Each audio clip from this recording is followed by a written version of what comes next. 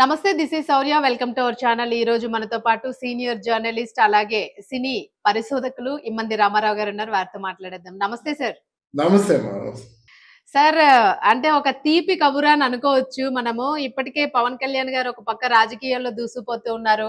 అలాగే మరో పక్క సినిమాల్ని చేస్తూ ప్రేక్షకులను అలరిస్తూ ఉన్నారు. మరో పక్క చక్కటిగా మీరు అంటూ ఉంటారు, ఆ కిరీటాన్ని అధిరోహించారు అని చెప్పేసి. సో కర్ణాటక ఉడిపి క్షేత్రంలోనే ఆయనకి ఒక చక్కటి బిరుదునైతే ఇవ్వడం జరిగింది అక్కడున్న గురువులు. మీరు ఎట్లా చెప్తారు దాని గురించి? మీ ఎలాంటి భావాన్ని వ్యక్తపరుస్తారు? పవన్ కళ్యాణ్ తన రాజకీయ ప్రయాణాన్ని చాలా వ్యూహాత్మకంగా రచించాడు. ఆంధ్రాలో ఉంటూనే తెలంగాణలో బాగా వేశాడు. ఆంధ్రప్రదేశ్ రెండు ఉభయ రాష్ట్రాల్లో బాగా వేస్తూనే ఇటు తమిళనాడులో కూడా మంచి ప్లేసులు సంపాదించుకున్నాడు. తమిళనాడులో కూడా చాలా మంది పవన్ కళ్యాణ్ని ఫాలో అయ్యేవారు ఉన్నారు. తర్వాత కన్నడ భాషలో కూడా చాలా బాగా మాట్లాడగలడు గనక గతంలో బీజేపీ ఎన్నికల్లో పవన్ కళ్యాణ్ సుడిగాలి పర్యటన చేశాడు. ఆయన అదృష్టం కొద్దీ ఏ ఏ ప్రాంతాల్లో అయితే పర్యటన చేశాడో ఆ ప్రాంతాల్లో నిల్చున్న క్యాండిడేట్స్ అందరూ గెలిచారన్నమాట. దాంతో కర్ణాటకలో ఆయన పేరు మారుమోగిపోయింది. సరే, ఇక్కడ సనాతన ధర్మాన్ని పట్టుకొని ఆయన పట్టుదలతో ఆ సనాతన ధర్మం కోసం నా ప్రాణాలైనా ఇస్తాను అనే స్లోగను సనాతనవాదులకి అసలు ఈ క్షేత్రాల్లో ఉన్నటువంటి వారు ఎన్నాళ్ళు ఉన్నాము మనము ఆ సనాతన ధర్మం అంటున్నదే కానీ పవన్ కళ్యాణ్ లాగా పోరాటంలోకి ఉద్యమ రూపంలో దిగలేదు అనేటువంటి అభిప్రాయం ఏర్పడింది. కనుక ఈ మఠాల్లో ఉన్న వాళ్ళందరూ కూడా ఒక్కసారి పవన్ కళ్యాణ్ తాలూకు పట్టుదలకి, పవన్ కళ్యాణ్ తాలూకు స్టాండ్కి ఆటోమేటిక్గా తన వైపు అంటే పవన్ కళ్యాణ్ వైపు తిరిగారన్నమాట. పవన్ కళ్యాణ్ని గౌరవించుకోవాలి. ఈ సనాతన ధర్మ రక్షణ కోసం శంఖారావాన్ని ఎవరో పూరించాలి.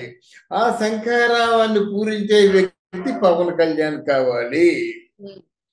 అది కాకుండా పవన్ కళ్యాణ్ శంఖారావం పూరించినట్టయితే అది మోదీకి ఇష్టం. నరేంద్ర మోదీ గారు చాలా బాగా అంటే ఒక ఆహ్లాదకరమైన వాతావరణంలో కావలసినటువంటి సపోర్ట్ అంతా చేస్తాడనేటువంటి ఆలోచన కూడా ఉంటుంది. వాడు మఠాధిపతులైనా సరే వచ్చేది పోయేది లెక్క వేసుకుంటారు కదా. పవన్ కళ్యాణ్నే ఎందుకు ముందుంచారు, పవన్ కళ్యాణ్ని ఇంతమంది మఠాధిపతులు అందరూ కలిసి ఎందుకు ఆశీర్వదించారంటే ఈరోజు Pawan Kalyan is the talk of the country. Pawan కళ్యాణ్కి ఒక స్లోగన్ ఉంది. పార్టీ మాత్రమే కాకుండా సనాతన ధర్మ రక్షణ పరిరక్షణ అనేటువంటి స్లోగన్ ఉంది. ఆ స్లోగన్ బీజేపీ పార్టీకి ఉంది. తర్వాత తదితర కొన్ని పార్టీలకు కూడా ఆ స్లోగన్ ఉన్నప్పుడు కూడా అది మాట వరుసకే స్లోగన్ అయింది. కానీ పవన్ కళ్యాణ్ సనాతన ధర్మం ఎత్తుకున్న తర్వాత ఊవెత్తిన దేశవ్యాప్తంగా ఈ స్లోగను ఈవెన్ అంటే యువతలో, రాజకీయ నాయకుల్లో, తర్వాత ప్రజల్లో కూడా ఊపందుకుందన్నమాట. ఈ కారణం చేత మన బృహత్ గీతోత్సవాల సందర్భంగాను ఉడిపిలో ఉన్నటువంటి ఉడిపి అంటే మఠానికి పీఠాధిపతి అయినటువంటి సుగుణేంద్ర స్వామి వారి చేత ఆయన అభినవ శ్రీకృష్ణదేవరాయ శ్రీకృష్ణ కాదు, అభినవ కృష్ణదేవరాయ అనే బిరుదుని ఇచ్చారన్నమాట. చాలా మంది అంటే అభినవ అన్నప్పుడు శ్రీకృష్ణ రాదు, అభినవ కృష్ణదేవరాయ. సోలోగా చెప్పినప్పుడు, ఒంటరిగా చెప్పినప్పుడు శ్రీకృష్ణదేవరాయలు అని చెప్తారన్నమాట.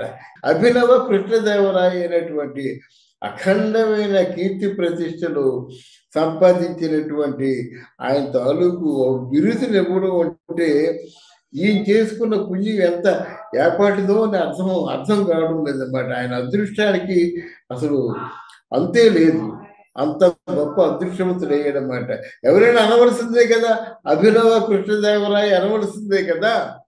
ఎందుకనొచ్చు అంటారు? అసలు కృష్ణదేవరాయని ఎందుకు ఆయనకి ఆపాదించారు దాన్ని? అంటే కృష్ణదేవరాయలతో పోల్చడానికి నాకు టూ ఎర్లీ అవుతుంది. దీని వెనక చాలా రాజకీయం ఉంది. చాలా మందికి అంటే కృష్ణదేవరాయలు తెలగ అనవసి, తెలగ ఒక కమ్యూనిటీకి చెందినవాడు అనేటువంటి ఒక సమాచారం ఉంది. తెలగా కాపు ఉంటాం కదా, మరి ఈయనకి అప్పుడే నేను అందరికంటే ముందుకు చెప్పడం కరెక్ట్ కాదు, కానీ అది కూడా ఉంది కదా. కాపు పెద్ద కదా అయినా శ్రీకృష్ణదేవరాయలు కూడా కాపు తక్కి చెందినవాడు కనుక ఆ ఆలోచన వాళ్ళు లేకపోవచ్చు, కలుస్తుంది. కృష్ణదేవరాయుడు అని బిరుదిచ్చినప్పుడు కూడా వాళ్ళ తాలూకు వంశస్థులే కదా, వాళ్ళ కమ్యూనిటీ చెందిన వాళ్ళే కదని ముందు ముందు మనకు అర్థమవుతుంది. అది కాకుండా ఈయన దాన ధర్మాలు చేయడంలో కానీ, ఎవరైనా బాధార్థులు ఉన్నట్టయితే వాళ్ళ బాధల్ని అప్పటికప్పుడే నెరవేర్చడంలో కానీ, సంగీత సాహిత్యాల్ని బాగా ప్రేమించిన వాడుగా కానీ, తర్వాత ఎక్కువ పుస్తకాలు చదివినటువంటి అలవాటు ఉండడం వల్ల, అంటే పుస్తకము సాహిత్యం అంటే ఎంతో అంత ప్రాణం, సాహిత్యం పట్ల అంత ఆసక్తిగా ఉండడం వల్ల కానీ, ఈ కారణాలన్నిటి చేత కూడా కృష్ణదేవరాయలు అని చెప్పడానికి అవకాశం ఉంది. రెండోది ఏమిటంటే, ఇక్కడ కృష్ణదేవరాయలు ఈ ఆకర్షణలన్నిటితో పాటు ప్రజల్ని బాగా చూసుకున్నాడు, ప్రజల్ని బాగా పరిపాలించాడు. ఇక్కడ పవన్ కళ్యాణ్ కూడా ఈ ఆకర్షణలు ఎన్ని ఉన్నప్పుడు కూడా ప్రధానంగా ప్రజలకి ఏదైనా సమస్య వచ్చినట్టయితే వెంటనే అక్కడికి వెళ్ళి ఆ సమస్యకు పరిష్కారం చేస్తున్నాడు. ఒకవేళ ప్రభుత్వం కానీ పరిష్కారం చేయకపోయినట్టయితే సొంత డబ్బుతో, ఫర్ ఎగ్జాంపుల్ ఇప్పుడు ఆత్మహత్య చేసుకున్నటువంటి రైతు కూలీలకి ఎంతమందికి తన సొంత డబ్బు, తను సంపాదించిన డబ్బు కుటుంబానికి 1 లక్ష రూపాయలు చెప్పుడు ఇచ్చాడా? ఎప్పటికో సంపెట్టేటంటే 50 లక్షలు ఇచ్చాడా? ఉద్దానంకి కొన్ని కోట్లు ఇచ్చాడా? భారతదేశంలో ఆ బోర్డర్స్ లో అంటే పోరాటం చేస్తున్నటువంటి సైనికుల కోసం కొన్ని కోట్లు ఇచ్చాడా? ఇలా చూసేవాడు కోట్లాది రూపాయలు, 100ల కోట్ల రూపాయలు తను దాన ధర్మాలు చేశారు కనుక ఆయన కంపేర్ చేశారు అన్నమాట. దాన ధర్మాలు మిగతా వాళ్ళు అంటే పరిపాలకులు మాత్రమే చేయగలరు, కానీ మిగతా వాళ్ళు చేయలేరు. ఆయన కృష్ణదేవరాయలు కనుక ఆయన తాలూకు ఆ రాజ్యాన్ని చాలా సుభిక్షంగా విస్తరింపజేశాడు కనుక ఆ స్థితిలో ఉండి దాన ధర్మాలు చేశాడు. కానీ ఒక సామాన్యమైనటువంటి ఒక పౌరుడిగా ఉంటూ శక్తికి మించినటువంటి దాన ధర్మాలు చేయడం ఎవరినైనా కదిలిస్తుంది. అదే చిరంజీవి చెప్పాడు అన్నమాట. అనుకున్నాను, నేను మా తమ్ముడు చేసిన పనికి నేను ఈరోజు చాలా గర్వపడుతున్నాను. అంటే కౌలు రైతులకి, ఆత్మహత్య చేసుకున్న కౌలు రైతులకి 1 కోటి రూపాయలు, 1 లక్ష రూపాయలు చెప్పిన ఇవ్వడం చాలా గొప్ప విశేషం. చరిత్రలో ఉండిపోతుందమ్మా, ఎన్ని చెప్పుకుంటారు అన్నమాట. ఇప్పుడు నేను ఫిగర్స్ చెప్పడం లేదు, కానీ ఫిగర్స్ చూసి చెప్పినట్టయితే 100 కోట్ల పైన 100 కోట్లు అవుతుంది అన్నమాట.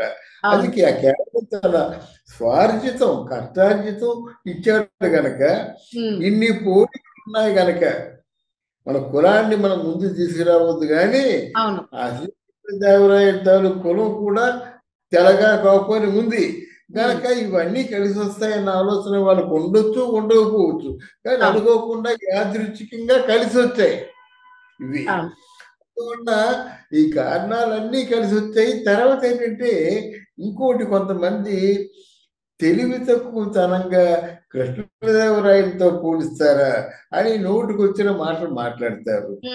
పెద్దవాళ్ళు ఆశీర్వాదం ఇస్తే ఎలాగిస్తారంటే, నాయన నువ్వు గొప్పవాడివయ్యి పేరు ప్రతిష్టలు సంపాదించి ప్రయోజకుడివయ్యి ఇంటికి వంశానికి మంచి పేరు తెచ్చుకోవాలని ఆశీర్వదిస్తారన్నమాట.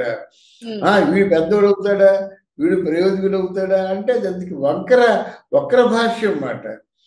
ఆయన్ని కృష్ణదేవరాయలు అంతటి వాడుగా ఉండి కృష్ణదేవరాయల్ని ఇన్స్పిరేషన్ గా ప్రేరణగా తీసుకొని చాలా గొప్ప పేరు తెచ్చుకోవాలని ఆ మఠాధిపతి సుగుణేంద్ర స్వామి దీవించాడు.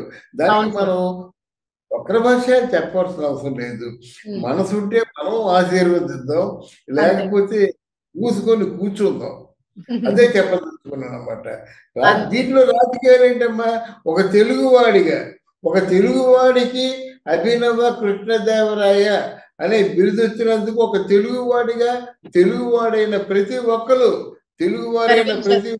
కూడా గర్వించాలి. తప్పకుండా సార్. నిజంగానంటే ఫ్యాన్స్ కని కాదు, ప్రతి ఒక్కరికి కూడా ఆయన నుంచి ఏదైతే సేవల్ని చిన్నపాటి అన్ని అందుకుంటూ ఉన్నారో అందరికీ కూడా చాలా సంతోషకరమైన టైం ఇదైతే మాత్రము. Thank you sir. Thank you.